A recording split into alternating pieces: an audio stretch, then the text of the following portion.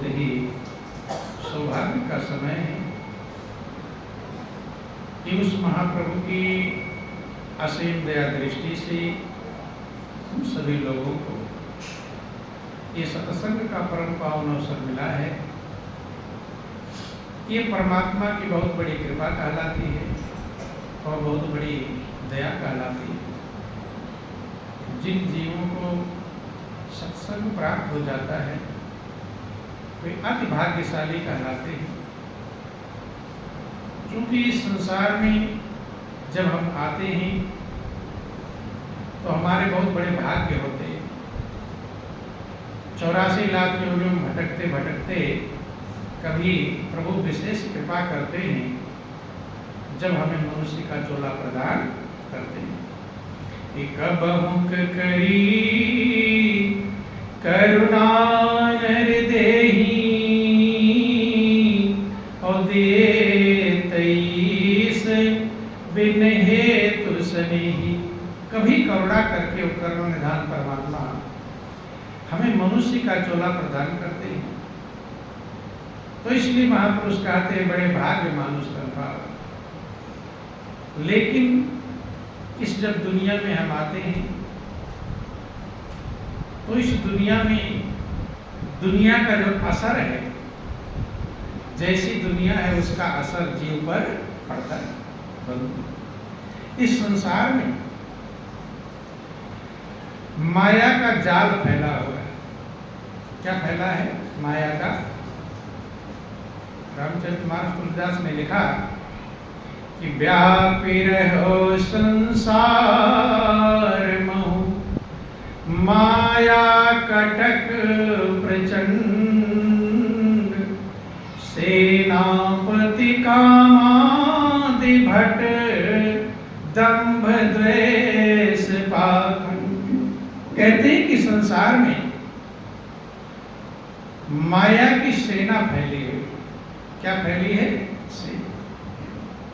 व्याप्य रहो संसार में माया कटक प्रचंड।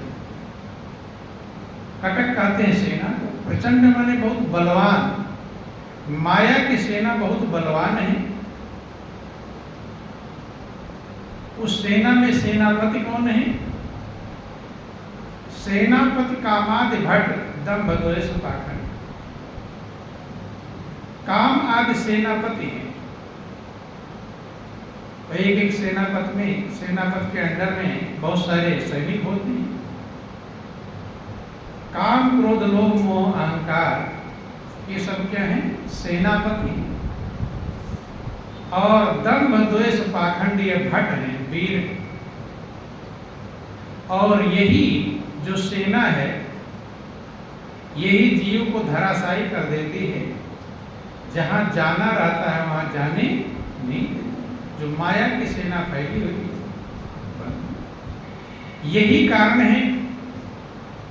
आते हैं बहुत बड़े सौभाग्य से,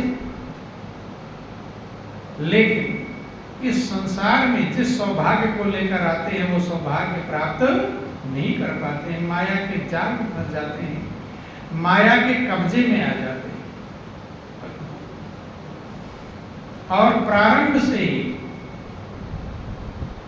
दो चक्की का जो पार्ट होता है उसमें जीव पिसना शुरू हो जाता है। जो आप कबीर की बातें सुनते हैं कि चलती चाकी देख कर दिया कबीरा रोए और दो पाटन के बीच में साबुत बचा न कोई। दो पार्ट चल रहे हैं इस दुनिया में, कहते साबुत बचता नहीं। कोई बिरला भाग्यशाली होता जो बच जाता है। वो दो पार्ट मुख्य रूप से है राग और द्वेष। क्या है? राग। ऐसे दो पार्ट तमाम है।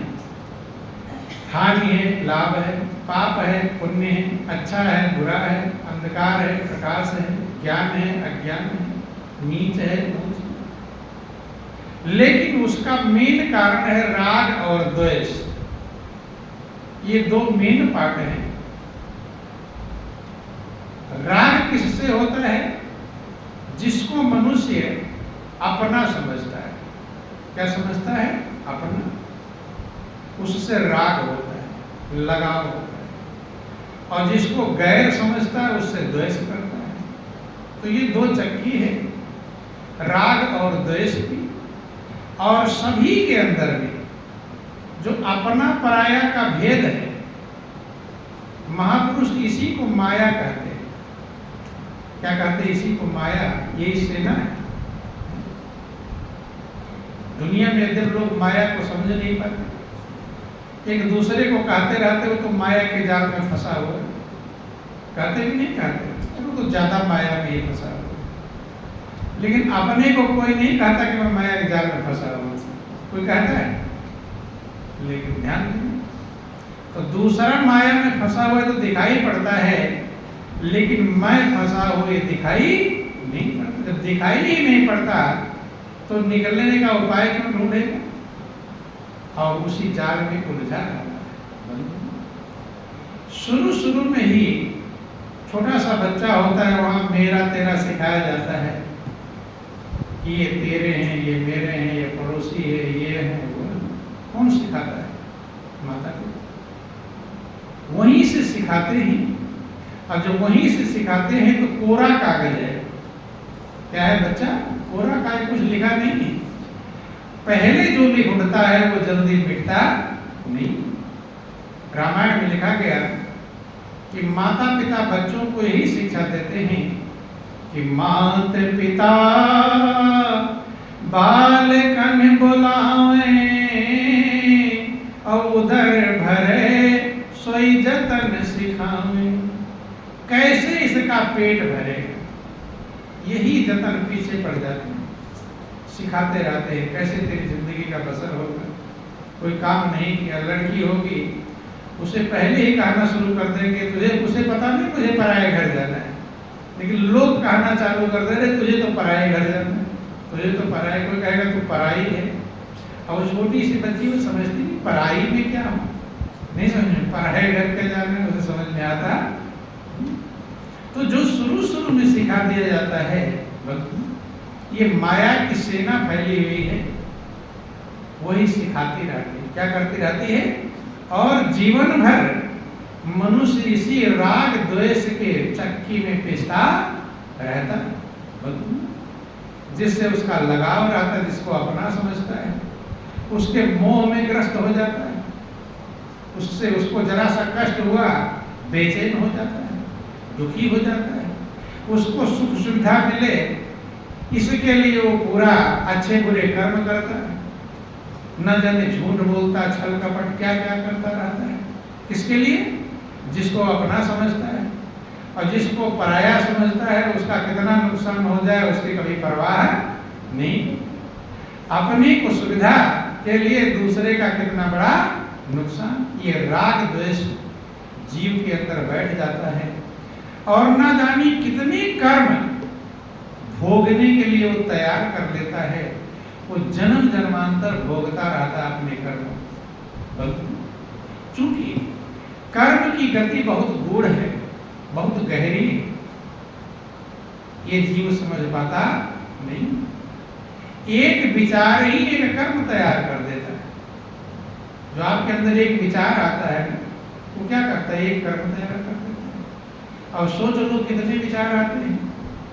चूंकि हर पल मनुष्य मनसा वाचा कर्मणा कर्म तैयार करता है, वो चाहे अच्छा हो चाहे बुरा, और दोनों ही बंधन है। जनरल लोग यही समझते हैं कि बुरा कर्म बुरा है, अच्छा कर्म अच्छा है, लेकिन महापुरुषों की भाषा में बुरा कर्म भी बंधन है और अच्छा कर्म भी बंधन है। क्यों बंधन है? आपको लोहे की जंजीर में बांध दिया जाए या सोने की जंजीर में बांध दिया जाए, बंधे तो रहेंगे। या सोने की जंजीर में बांध दिया जाए खुश रहेंगे, थोड़ी देर तो खुश होंगे कि मैं सोने की जंजीर में बंधा हुआ हूँ, लेकिन जब वहां से कहीं आ जा नहीं पाएगा तो फिर बेचैन हो जाए। इसलिए महापुरुष कहते कर्म दोनों ही बंधन कारण है।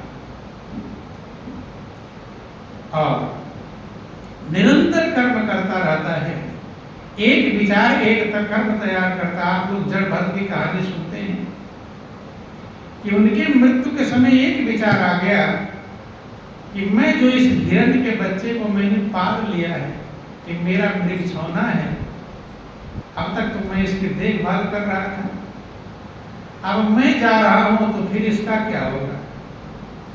देखो, ध्यान देना, गौर करना, कैसे कर्म बंधन में जीव फंसता है।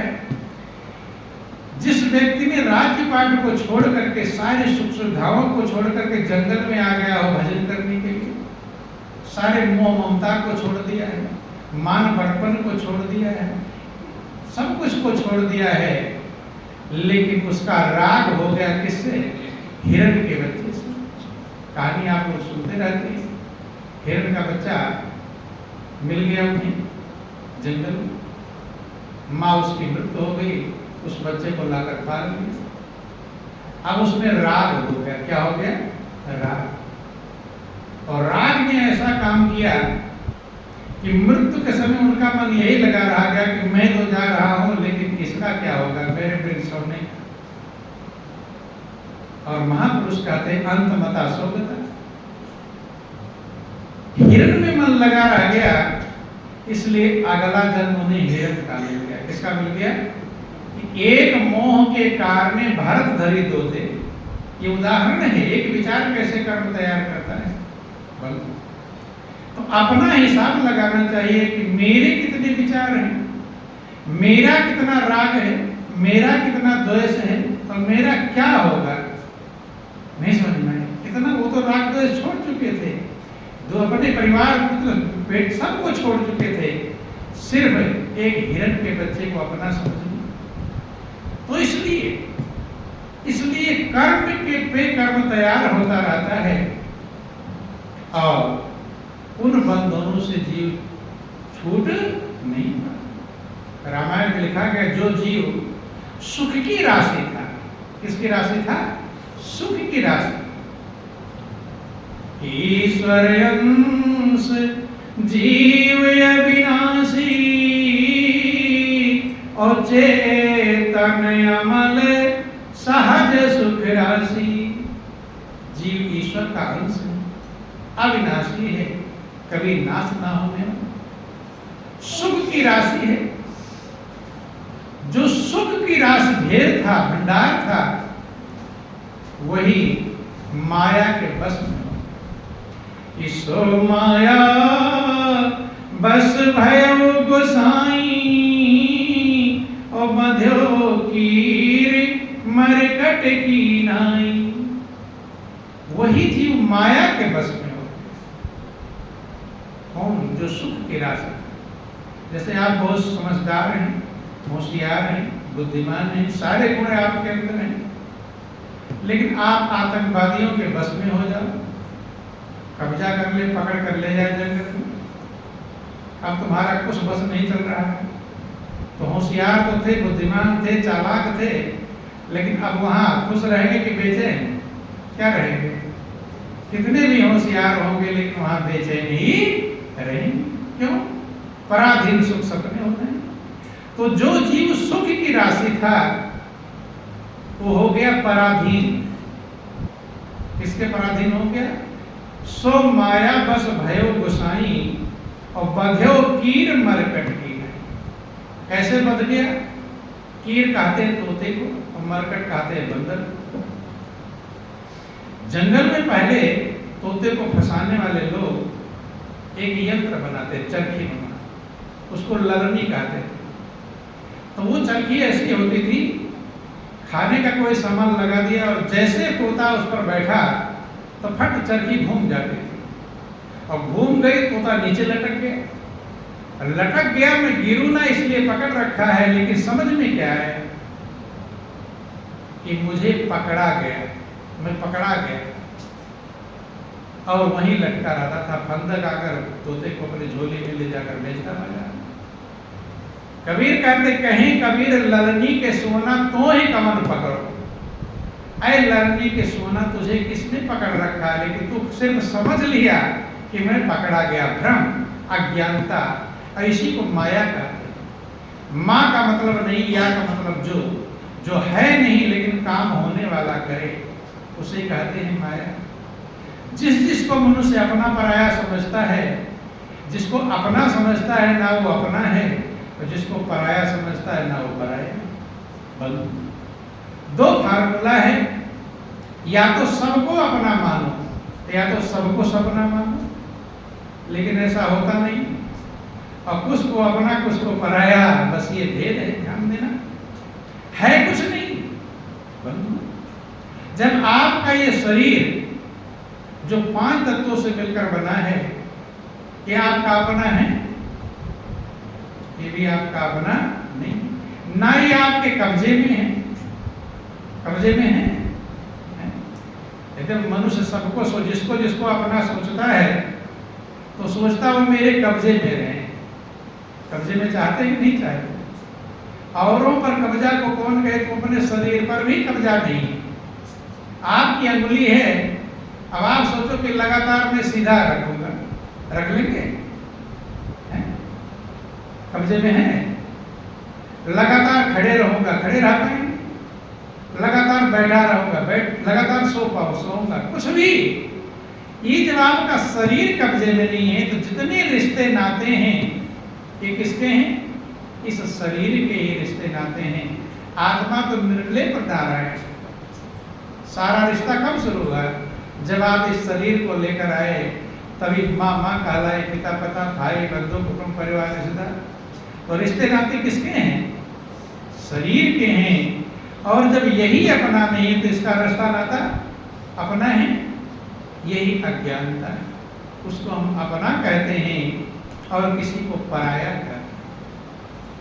इसीलिए भगवान राम ने लक्ष्मण को समझाया, लक्ष्मण, अलग अलग लोग माया समझते हैं। कुछ लोग धन को माया समझते हैं। कोई ज्यादा धन कमाने में लगा हो तो कहता है वो तो पूरा माया में फंसा हुआ है। धन माया नहीं। कुछ लोग धन को ही माया समझते हैं, कुछ लोग पत्नी को माया समझते हैं, कुछ लोग बेटा बेटी का कोठी बिल्डिंग मारते। लेकिन महापुरुष की जरूरत इसीलिए पड़ती है, वे हमारे भेद को खत्म करते हैं। लक्ष्मण ने जब पूछा भगवान राम से, प्रभु माया क्या है, भक्ति क्या है, जीव क्या है, ब्रह्म क्या है, तमाम सारी बातों को उन्होंने पूछा। तो माया को समझाते हुए कहते हैं कि लक्ष्मण, कि मैं अर मोर तोर तय माया, और जय बस कीने जीव निकाया। कहते लक्ष्मण, मैं और मेरा, तू और तेरा, ये जो भेद है ये माया है। इसीलिए जीवों के निकाय माने समुदाय को, समूह को बस में कर रहा है। मेरा तेरा का जो भाव, और जहां भी झंझट है ये ध्यान देना, वहां मेरा तेरा का ही भाव रहे। मेरा तेरा के कारण झंझट है बंधु, और यही जिंदगी भर मनुष्य करता है। इसी में उलझ उलझ करके अपने जीवन का अंत कर लेता है। कि काया भी बदनाम करे, अफसोस की खाली हाथ में। मेरा तेरा के चक्कर में जीवन को गंवा देता है। जिस काम को करने आया था तो इंसानी, और वो जिंदगी की नादा कुछ कदर भी ना जानी। जिस काम के लिए आया था वो काम तो छूट गया, और कहाँ उलझ गया? मेरा तेरा के चक्कर में। मैं और मोर तोर तय माया, और जय बस कीने जीव निकाया। इसी के बस में ये जीव पड़ गया। ये इसी से नहीं निपट पाया, आगे जो काम था वो रह गया। और तब ते जीव भयो संसारी, और छूट न ग्रंथि न होए सुखारी। तब से ये जीव जो सुख की राशि, वो क्या बन गया? संसारी बन गया, दुखारी बन गया, दुख का भंडार बन गया, चिंता का भंडार बन गया। क्योंकि अज्ञानता है दुख का कारण है। दुख का कारण क्या है? अज्ञानता। किसी को अपना समझते हैं, किसी को पराया समझते हैं, अपने से राग और दूसरे से द्वेष। ये चलता रहता है क्रम। सब फंसे हैं, कोई ज्यादा और कोई।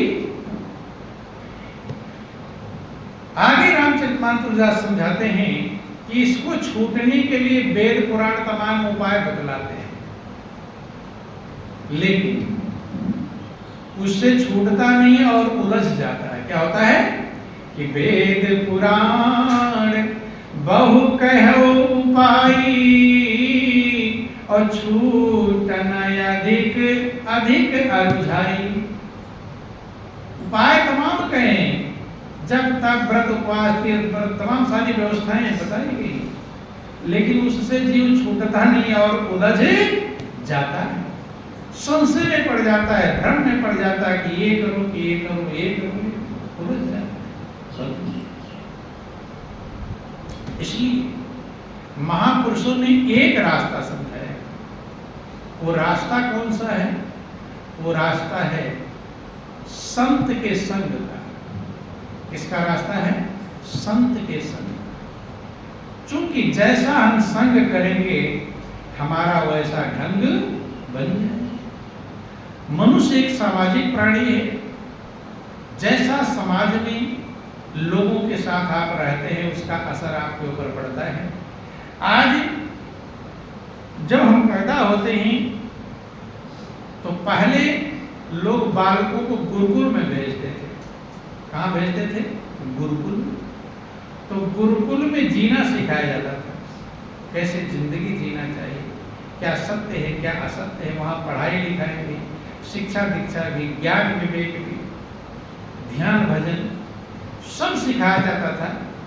तो इसलिए चूंकि पहले 4 आश्रम में जीव को बांटा गया था, जिंदगी को 100 वर्ष माना गया था। कितना वर्ष? 100 वर्ष की जिंदगी मानी गई थी। और 100 वर्ष को 4 आश्रम में बांटा गया था, 25-25 वर्ष का। जन्म से लेकर 25 वर्ष तक ब्रह्मचर्य आश्रम, 25 से 50 वर्ष गृहस्थ आश्रम, 50 से 75 वर्ष वानप्रस्थाश्रम और 75 से 100 वर्ष संन्यास आश्रम। ये 4 आश्रमों में जिंदगी को बांटा गया था और इसी के अनुसार लोग अपना जिंदगी जीते थे जब जिंदगी मिलती थी। तो 25 वर्ष जो होता है यही मेन लाइन कटने का समय होता है। किधर हमारी लाइन कट जाएगी बंधु, कैसे विचार हमारे अंदर आएंगे। इसलिए लोग गुरुकुल में जाते थे। आप सुने होंगे कहानियां कि कृष्ण और सुदामा भी गुरु के दरबार में गए थे जहां उनकी मुलाकात हुई। वैसे सुदामा कहाँ के थे? सुदामा द्वारिक पोरबंदर के थे, गुजरात, और कृष्ण मथुरा वृंदावन। लेकिन उज्जैन में गुरुकुल में जाकर संदीपन ऋषि के आश्रम में दोनों की मुलाकात। उधर गुजरात से पोरबंदर से सुदामा आए थे, इधर से कृष्ण बंधु।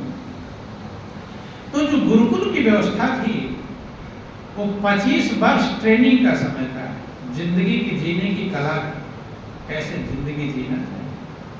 जैसे फौज में पहले जब जाते हैं युद्ध के मैदान में, बाद में भेजते हैं, पहले ट्रेनिंग देते हैं। अभी तो अब सीधे सैनिक को भर्ती करें और सीधे युद्ध के मैदान में भेज दे तो काम कर पाएगा? ट्रेनिंग नहीं की। तो आज का वही हाल हो गया। आज ट्रेनिंग नहीं दी जाती। पहले 25 वर्ष तक जब गुरुकुल में रह करके जीवन की पद्धति सीख जाते थे, संसार क्या है, दुनिया क्या है, माया क्या है, परमात्मा क्या है, कैसे जिंदगी जीना चाहिए, ये सब जब सीख जाते थे तब आकर गृहस्थ में प्रवेश करते थे। गृहस्थ का पालन जरूर करते थे लेकिन उपराम हो चुके हैं। गृहस्थ में 25 से 50 वर्ष रहते थे लेकिन आसक्ति और बंधन में फंसते, पहले ट्रेनिंग कर चुके हैं। ये संसार अज्ञानता में, अपना पराया कुछ भी नहीं, ये भ्रम है जो भगवान शंकर पार्वती का उमा कहाँ मैं अनुभव अपना और सत हरि भजन जगत सब सपना। वहां गुरु से ज्ञान ध्यान पाकर आते थे, गृहस्थ का पालन करते थे लेकिन ध्यान भजन में अपने मन को प्रभु में एकाग्र किया करते थे, शांति में क्या करते थे, अज्ञानता को समझते थे। 50 वर्ष जब पूरा हो गया तो बच्चा चाहे कमाने लायक है चाहे नहीं, वानप्रस्थाश्रम अर्थात पति पत्नी दोनों वन में प्रस्थान कर जाते थे। तो आप लोग रामायण चौथे पर जाए दिव्यकानंद रामचरितमानस में लिखा। तो वानप्रस्थ का मतलब होता था वन में अपना ध्यान भजन करते थे, पति पत्नी दोनों साथ में। बीच बीच में आकर बालकों को देख जाते थे, सही चल रहा गाइडेंस, उनका गाइड कर देते थे कि ऐसे चलो। लेकिन 75 वर्ष पूरा हो गया, अब इधर का संपर्क खत्म, बालक भी योग्य बन गए। अब वहां जो पति पत्नी के साथ में रहते थे वो कहीं समाधि में स्थिर हो गए, कहीं समाधि में स्थिर हो गए, मोह ममता आसक्ति बंधन को छोड़ करके, और जीवन का जो सच्चा लक्ष्य है पार ब्रह्म परमात्मा, उसमें अपने मन को स्थिर करके अपने शरीर को छोड़ते थे। लेकिन आज के समय में आश्रम वर्ण विचार कुछ भी नहीं, यहाँ सीधे ही ट्रेनिंग होती नहीं, सीधे युद्ध के मैदान में पहुंच जाते हैं तो मारे ही अर्थात बंधन में फंस जाते हैं। इसलिए महापुरुषों ने आज के समय के लिए हर समय व्यवस्थाएं रही हैं।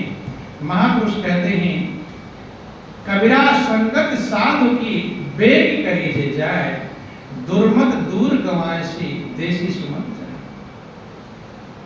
संत की संगति जाकर ग्रहण कर, क्योंकि उन्होंने ट्रेनिंग कर रखा है, जीने की कला जानते हैं।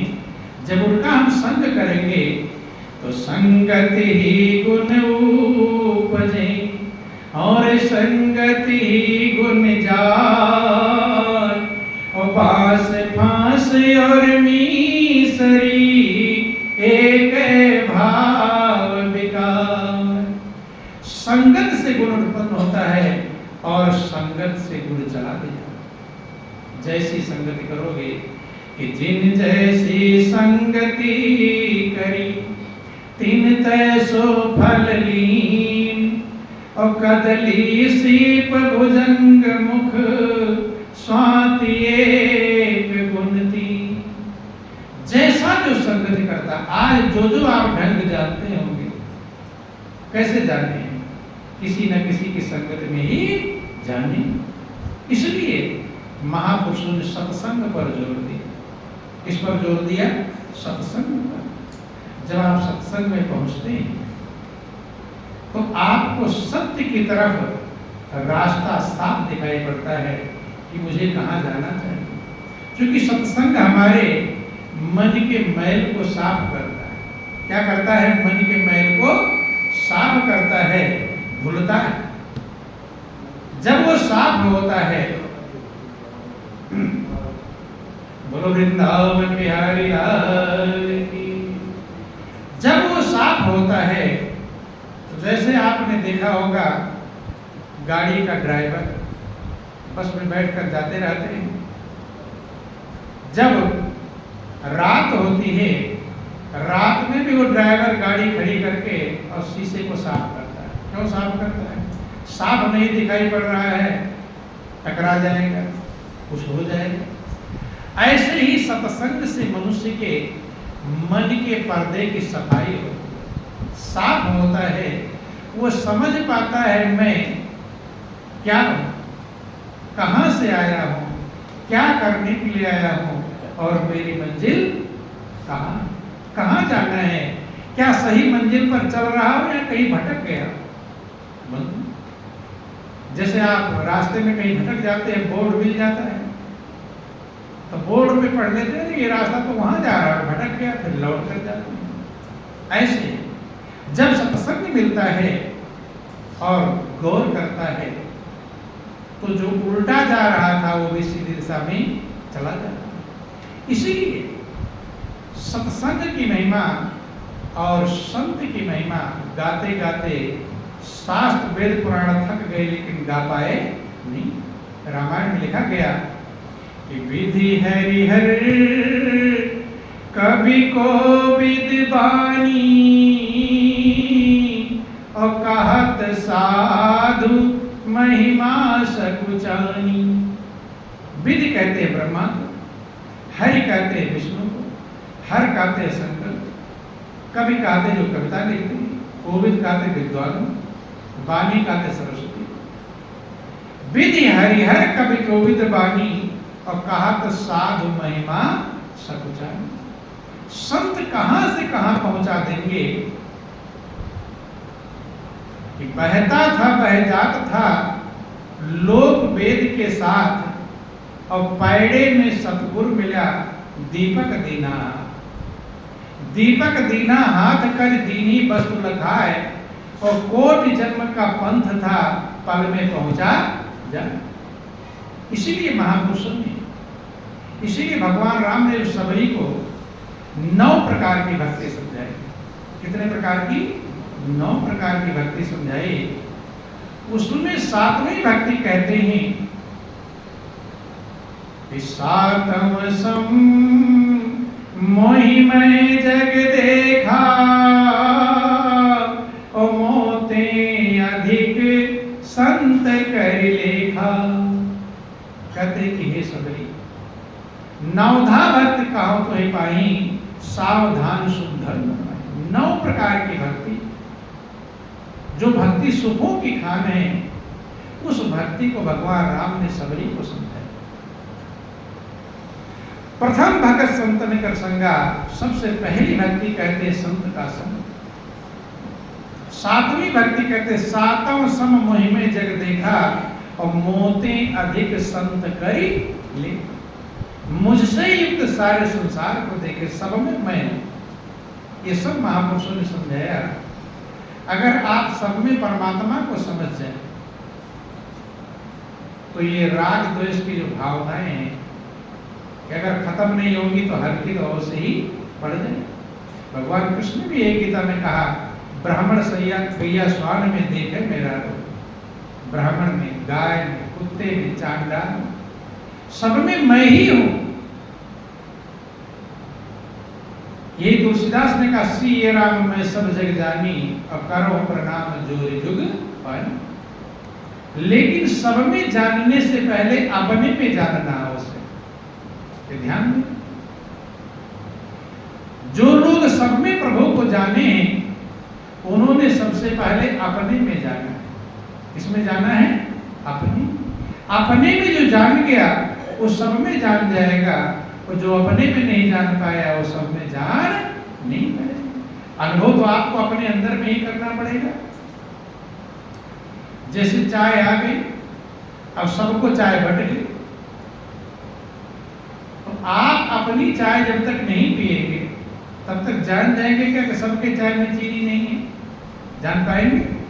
नहीं जान पाएंगे। रंग तो जो कहते हैं, दूध भी डला है, चाय की पत्ती भी डली, रंग तो सही है, लेकिन चीनी शक्कर नहीं है।